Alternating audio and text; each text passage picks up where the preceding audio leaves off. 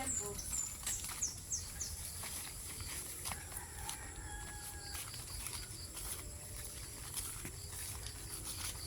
Ano pa nga yan, Papa? Yung malaki ko na yun. Tama na yun pa?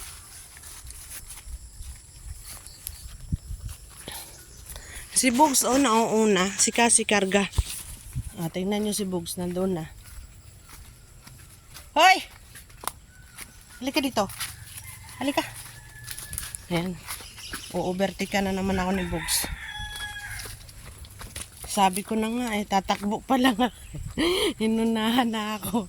Alam na niya yung lugar. Si. Oh. Ha? Alam na ni Bugoy ko yung lugar. Saan siya papunta? Si Kasi, nanatiling oh?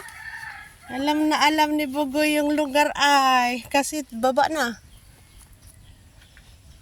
Yan na kasi. Bugs, wag na. Naihi si Kasi. Ha? Ay. Dito kasi, lalagyan ko muna ng pitsay habang wala pang Dito. Oo. Yung buong kabuuhan nito. Dami yan daming punla. Madami ito. Pitsay muna. Ang ganda dyan. Dito na naman kami guys. Sa daily life namin sa bukid. Ayan. Ngayon magpupunla din ako. Magtatanim din ako ng luya.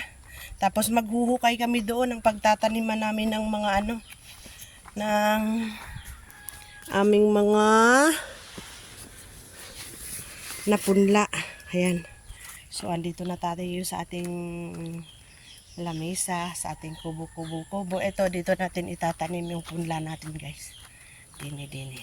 Ayan, nilagyan ko na ng kulungan kasi alam na kakaykayin ng mga manok. Maraming manok. Ayan. So, yan na ang ating gagawin. Kasi! Ang tagal ni Kasi. Si Bugs nandito na, si Kasi andoon. Napaka-sexy kasing lumakad. Si Bugs kasi lagi pang asar kay Kasi kaya ayaw ni Kasi pumunta. Oo. Bugs, huwag mo na laruin si Kasi. Ayaw nga niya makipaglaro. Diyan ka na lang kasi. Huwag ka na bababa dyan kasi ha. Diyan ka na lang. Diyan ka, huwag kang bababa riyan. Kaya sasabunutan pag ikay bumaba. Yala. Yan na. Sige, magsimula muna tayo. So guys, ito yung ating ipupunla. Ayan. Ayun, sili na kulay green yan. Hindi yung siling maanghang ha. Yung nilalagay yan sa sinigang. Ayan, meron tayong ampalaya. Ampalaya magkakaiba lang ng meron tayong mustasa. Ay, pichay. Ang dami-dami nila. Ngayon, ipupunlaan natin to guys. May dala rin akong abono. Ayan, punla natin. Pero hindi sila sabay-sabay na ipunla. Ha? Itatanim ko yung mamaya yung Ang ipupunla natin itong sili at saka itong itong mustasa. Ay, pitsay. Mustasa ng mustasa. Ayan, lagay natin dito guys. So, ayan na guys. Makikita ninyo na yung nagkakaroon na ng maraming pula ang ating ipinunla. Nabay pagpalain ni Jesus at gawing malusog ang ating mga pananim.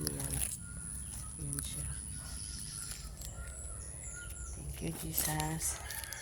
Halika dito, Bugs. Huwag ka dyan. Ito tayo. Siya.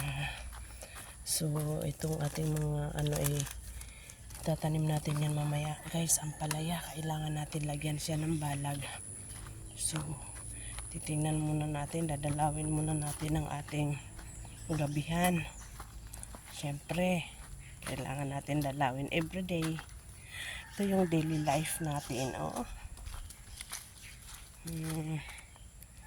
Ayan. Ang ating pananim. Tatabasan natin yan mamaya guys para hindi dumami yung mga damo na maliliit. Para hindi sila nakaharang at nakasagabal sa paglaki ng ating mga pananim. Yan, sipag at tiyaga lang mga kabukid. Dapat pala palitan ko yung ano ko, pangalan kong Mel Vlog. So palitan natin yan mga kabukid. Ba, ito naman si Kabukid Bugs. Oh, nakikipaglaro. Okay. Pupunta tayo doon. May babalag naman natin yan. Ayan. Ay! Tayo magdadala ng asarol.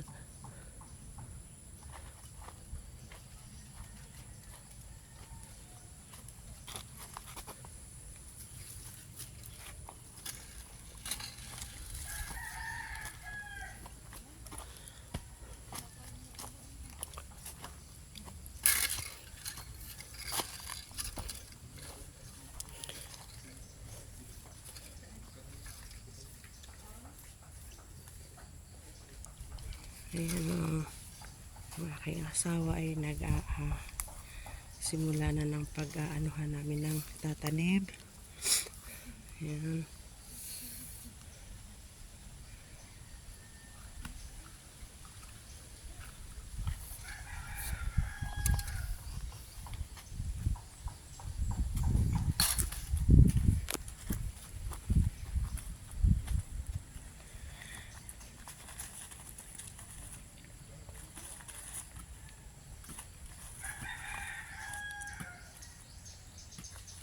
Nag-aasarol si Papa para pag lumaki yung ating mga pizza kaagad nating maililipat ng tanim diyan.